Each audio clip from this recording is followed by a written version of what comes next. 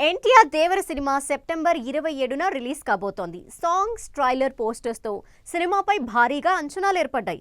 అయితే ప్రమోషన్స్ మాత్రం చాలా తక్కువ ఉన్నాయని ఫ్యాన్స్ ఆరోపిస్తున్నారు. ఇప్పటివరకు ముంబై, చెన్నైలో మాత్రమే ప్రెస్ మీట్స్ పెట్టారు. తెలుగులో ఒక్క ప్రెస్ మీట్ కూడా ఇంకా పెట్టలేదు. అసలు తెలుగులో ప్రెస్ మీట్ ఉంటుందో లేదో కూడా క్లారిటీ లేదు. దేవర తెలుగు ప్రమోషన్స్లో కేవలం ఒక ప్రీ రిలీజ్ ఈవెంట్ మాత్రమే ఉంటుందని సమాచారం. దీంతో తెలుగులో దేవర ప్రమోషన్స్ పై ఫ్యాన్స్ నిరాశ వ్యక్తం చేస్తున్నారు.